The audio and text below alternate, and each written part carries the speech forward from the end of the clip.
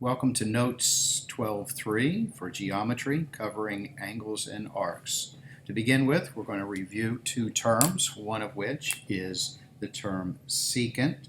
A secant is a segment, ray, or line that intersects a circle at 2 points. This is shown here highlighted in orange. That is a secant.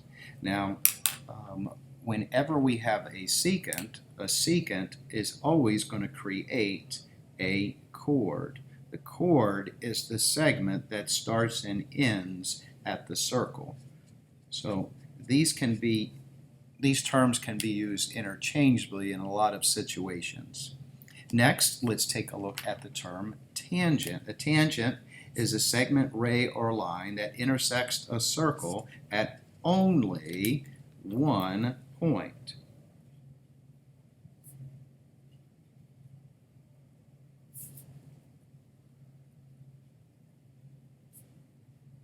This line here is a tangent because it intersects at 1 point.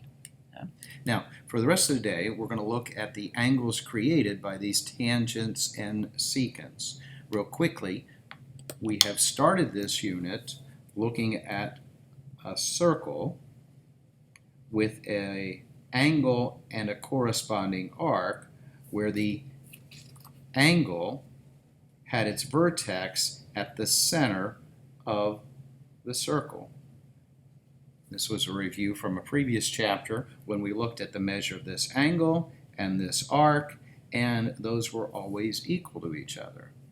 In our previous lesson, we looked at the circle that had an angle inside of it where the vertex was on the circle.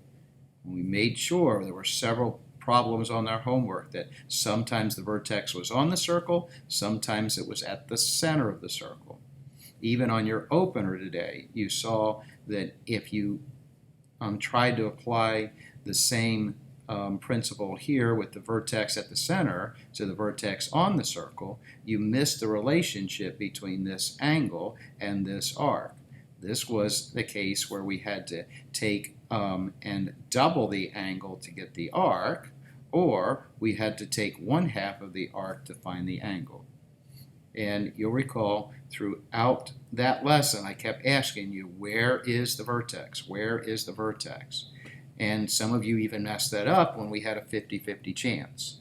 Well, today's lesson, the vertex is going to be in a couple more different places. So the most important thing I want you to understand in this lesson is to determine first, where is the vertex? Is it at the center? Is it on the circle? Or look at our very first set here. You'll see that the vertex is not on the circle. It's not at the center of the circle. It's somewhere on the inside of our circle. When that vertex is on the inside, we have two chords or two secant lines that intersect somewhere on the inside, and they create this angle here called angle 1. Associated with that angle is this arc over here, AC.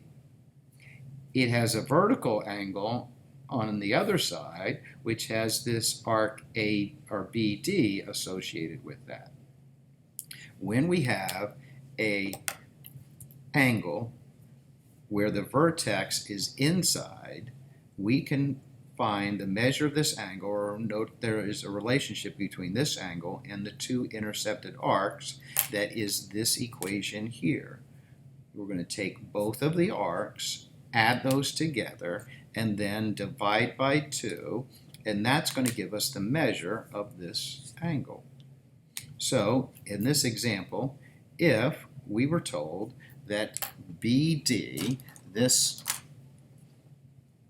arc here, AC was 80 degrees and BD was 120 degrees, we should be able to find the measure of angle 1, which I'll call X.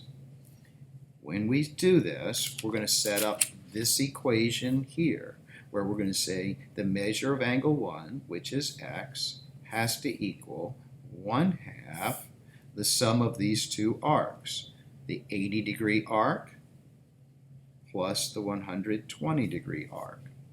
Okay? This is necessary to get full credit on your quizzes, tests, and homework. It's also going to be necessary for you to do this setup when we get to more complicated problems. When we get to more complicated problems, you're going to find out that this instrument here, your pen and writing the equation, is going to be much more important than using this instrument. Please do not try and solve all of these by just going straight to your calculator. Number one, you're going to lose credit on the test, quizzes and homework. And number two, you're going to miserably fail because you're not going to be able to set it up correctly. Okay? So you can see that this one's rather simple from here. We'll add these two together. We'll get x equals 1/2 of 200, which means x is 100 degrees. Now, will that change if I want to look at this angle here? Let's say angle number 2. No, you'll see from the setup here, angle 2 is going to equal its intercepted arc, CD, added to the vertical angle's intercepted arc, AB. Okay? Which should make sense to you that this is just like we did on the previous one. I could turn the page and put it like this. Okay? So no change. But on this example, there's a little twist on this example. You'll see that it gives us measure of angle 2 as 20 degrees. And then they give us angle or arc C is 70, and they're asking us to find BD. I'll call this X. This is 70 degrees. Okay? Now, we don't know the relationship between these two, so what we're going to do is use an intermediate step, and let's find this angle over here. I'll call this, I'll call this angle 1. You can see the relationship between this angle and the 130-degree angle is based upon this straight line here, which creates this straight angle of 180 degrees. So angle 1 is going to be 180 minus 130, or 50 degrees.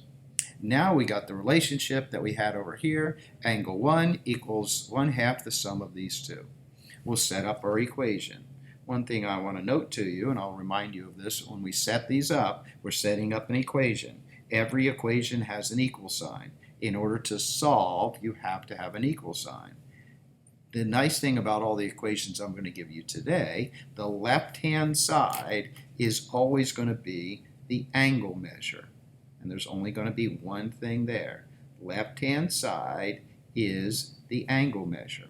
On the right-hand side will be where we put arcs. Angles on left, arcs on right. So the angle measure is 50. That's going to equal 1/2 the sum of two things. 1/2 the sum of 70 plus x.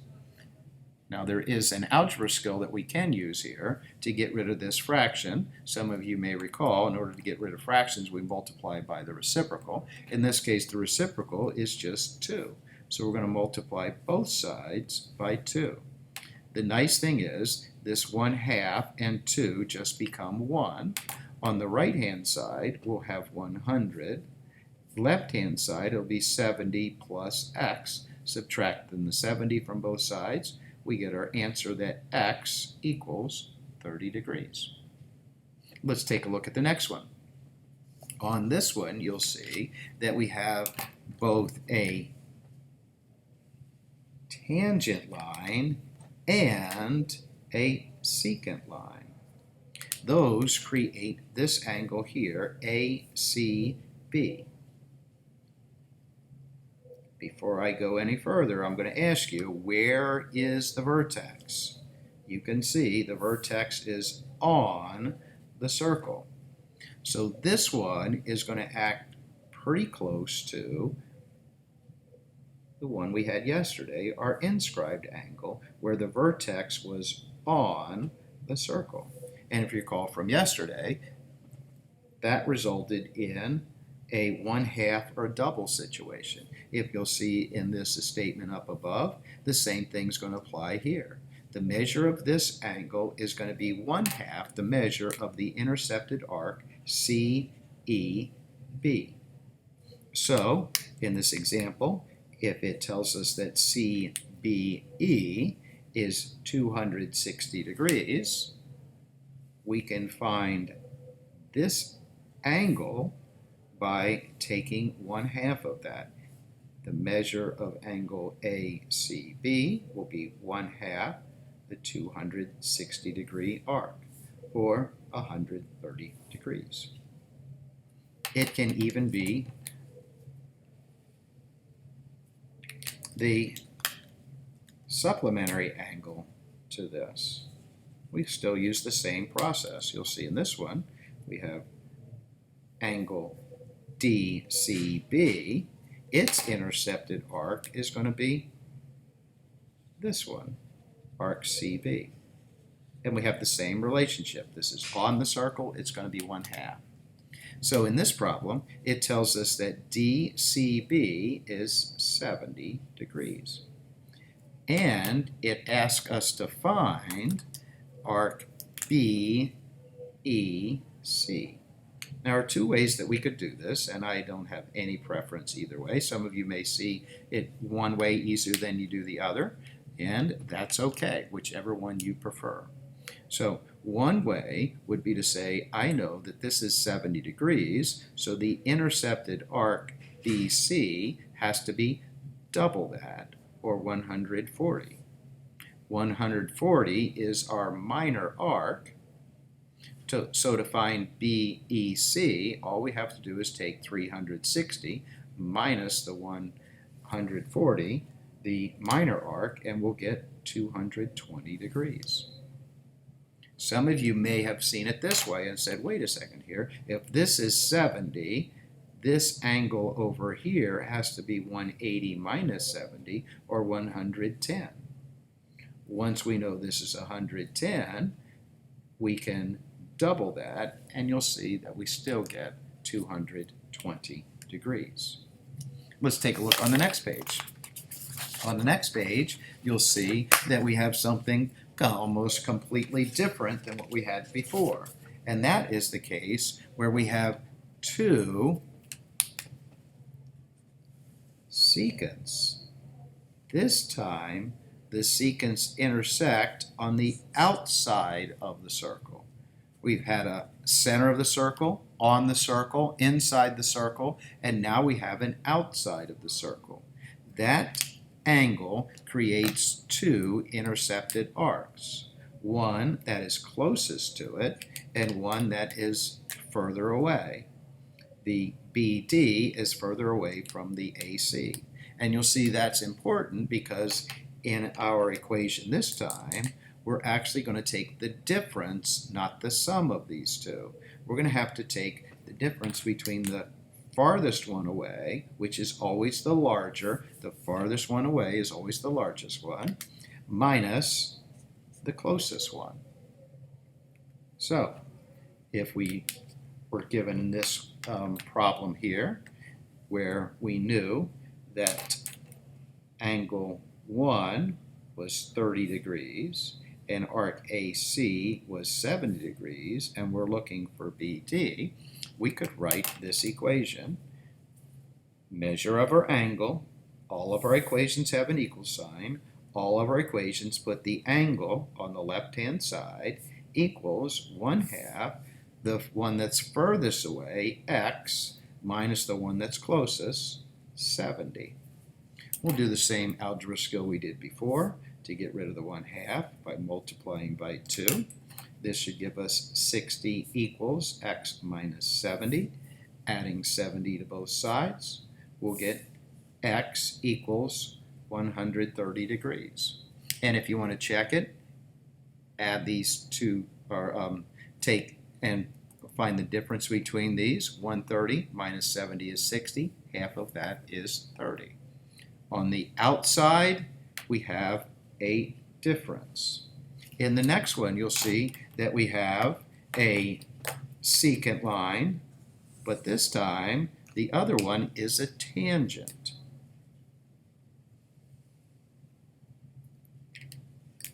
This creates an angle out here that is also outside. Because that is outside, we're going to follow the same pattern we did before, and we're going to take the arc that is furthest away, BC, and subtract the arc that's closest, AC, and take 1/2 of it. Always a 1/2 on these types of problems. So you'll see in this example, it says that angle 1 is 60 degrees. It says BC, this one over here, is 150 degrees, and it's asking us to find AC. We'll set it up the exact same way with the angle measure equals 1/2 the one that's furthest away, 150, minus the one that's closest, which is x. We'll use our algebra skill of multiplying both sides by 2 to get rid of the half. This will result in 120 equals 150 minus x. A good algebra student would recognize that we need to subtract 150 from both sides. When we subtract 150 from 120, we get negative 30 equals, remember this subtraction stays with the x, and this becomes the opposite of x, which means x has to equal 30 degrees. Quick check. When we look at this, 50 minus 30 is 120. Half of that is 60. You'll see in the next one, we also have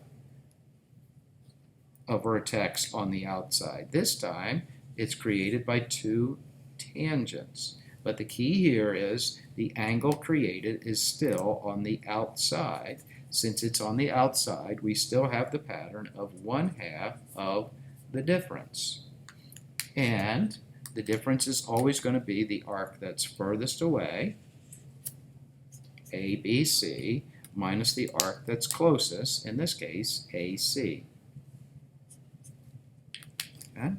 Which means when we set up this problem, the measure of our angle, in this case, we'll call this x, equals 1/2. The measure of the arc that's furthest away, ABC, is 280, minus the arc that's closest, oops, what is this guy? After you've looked at it for a little bit, you should recognize that, wait a second, this is a major arc, this is its corresponding minor arc, therefore AC is just going to be 360 minus 280, or 80 degrees. This time, I don't have to use my algebra skill to get rid of the half. I can just go ahead and solve this right-hand side by subtracting 80 from 280, and then multiplying that by 1/2, or dividing it by 2, and x equals 180 degrees. Okay? This angle here is what's called a circumscribed angle. That's created when segment AB and segment BC are both tangent to the circle. Okay. We have 2 tangent lines creating this angle here, which is a circumscribed angle.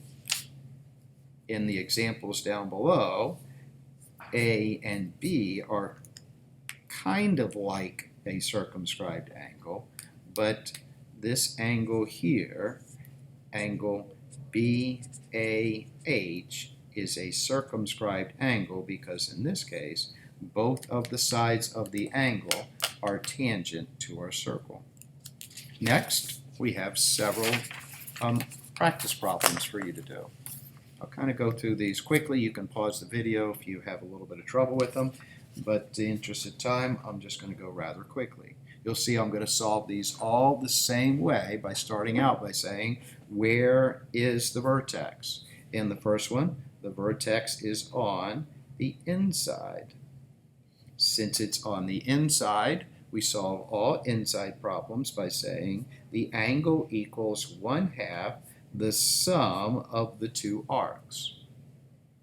In this case, our angle is x. One of the arcs is 40. The other arc is 52. We can solve this by adding those two together and then multiplying by 1/2 and getting a 46-degree angle. Let's take a look at the next one. You'll see in this one that we're given the two arcs, but x is not the angle associated with those. So we can do like we did on one of the examples on the previous page, and let's just find this value right here. If we want to, we can even call it y. Let's find y first. You'll see that our vertex is on the inside.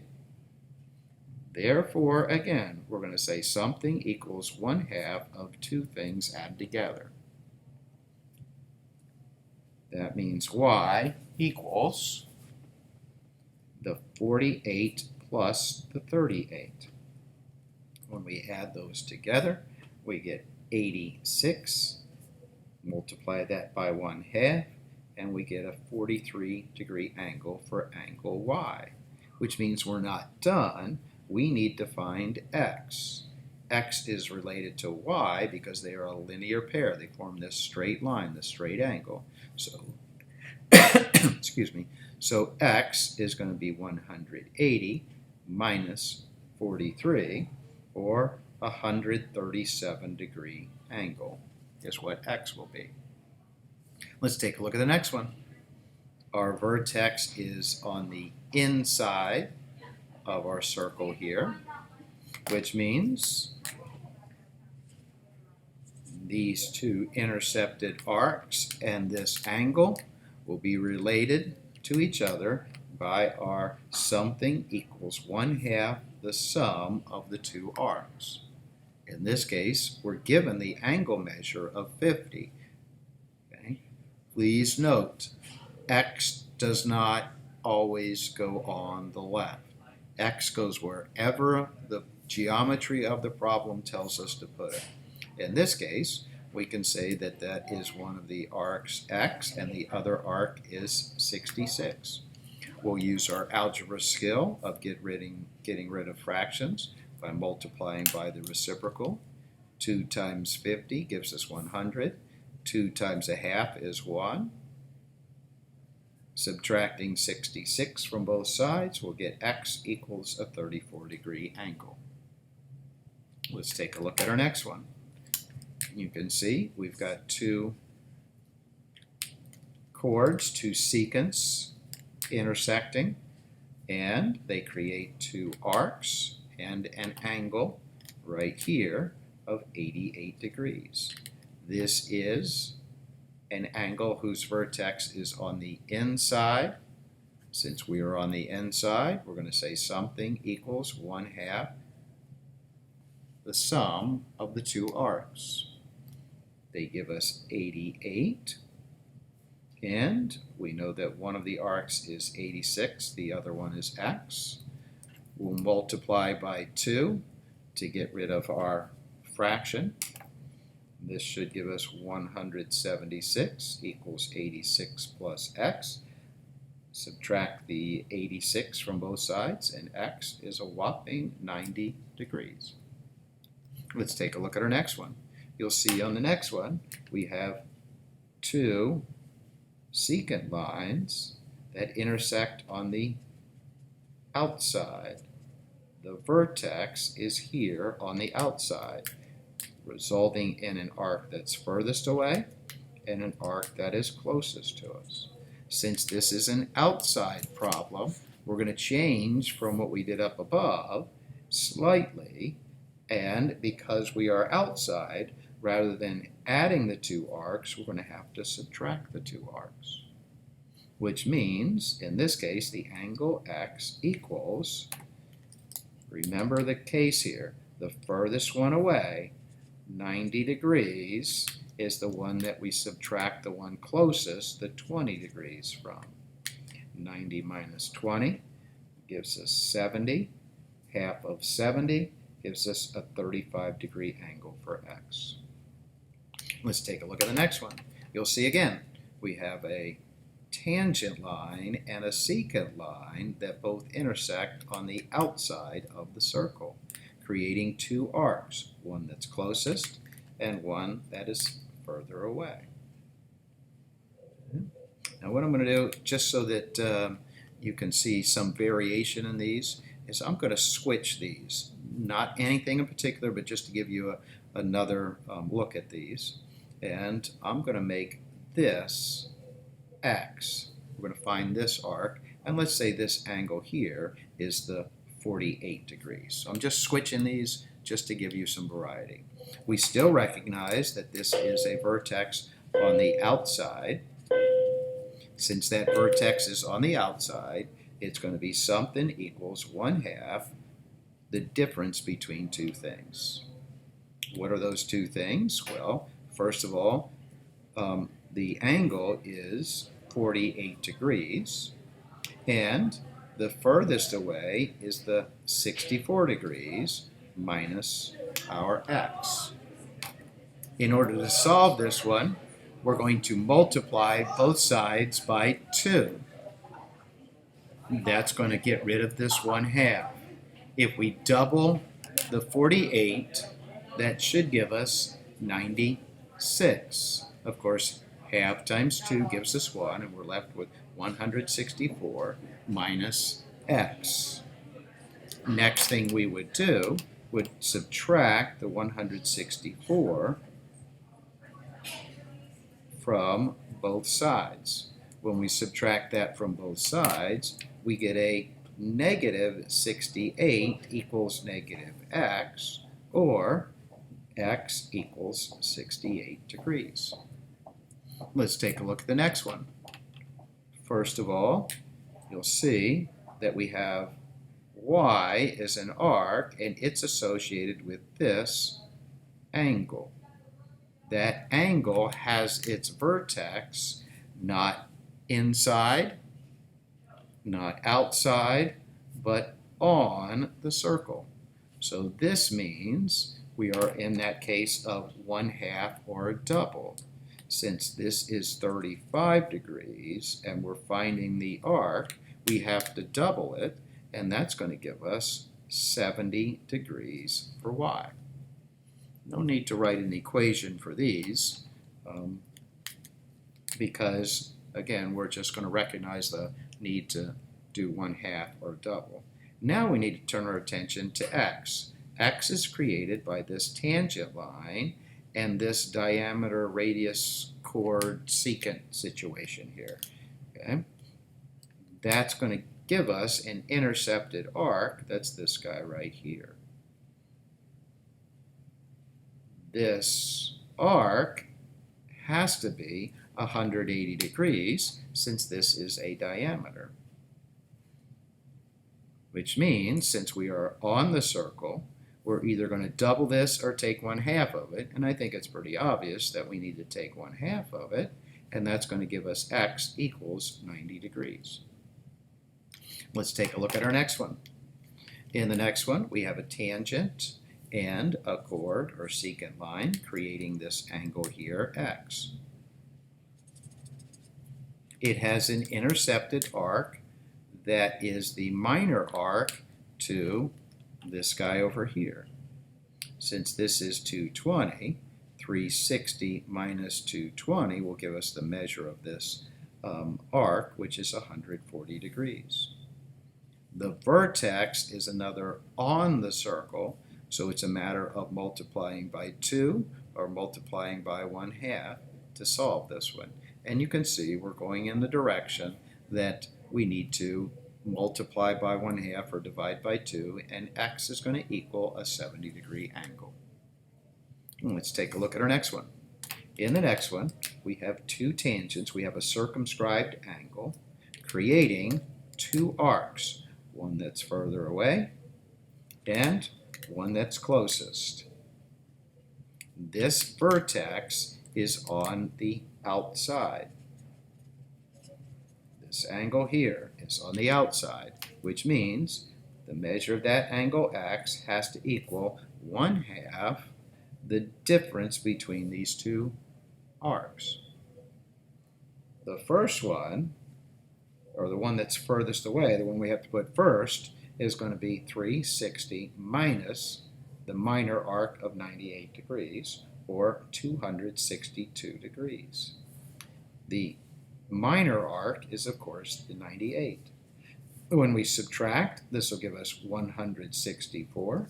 Half of 164 gives us an 82-degree angle for angle x.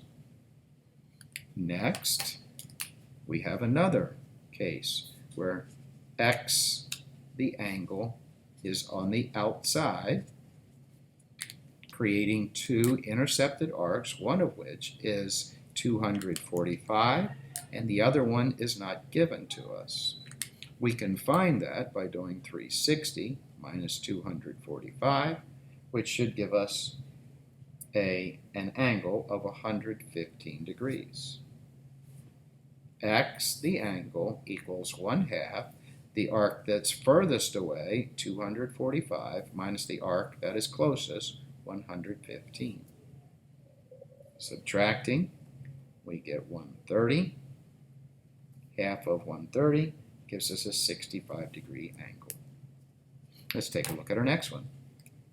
In our next one, we have the same thing. We have an angle that's on the outside created by two tangent lines, a circumscribed angle, with an arc that's further away and an arc that is closest to it.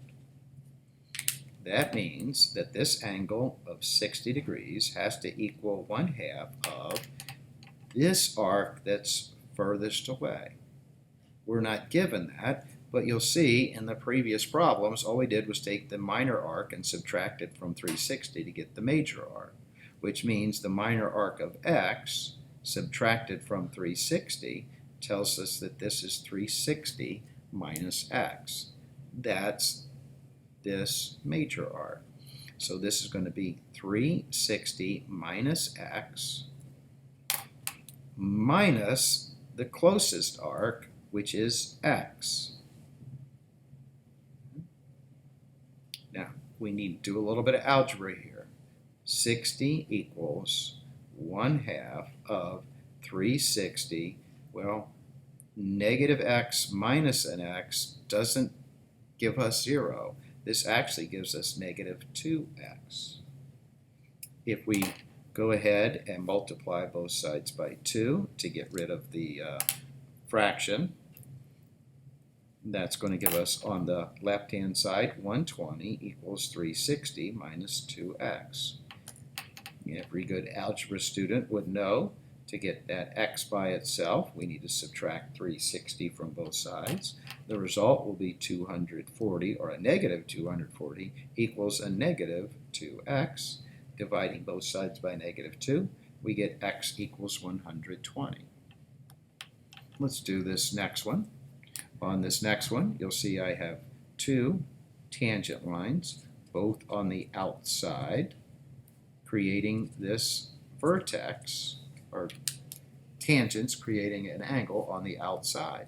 Same as we did before, we have an arc that is furthest away, and we have an arc that's closest to it.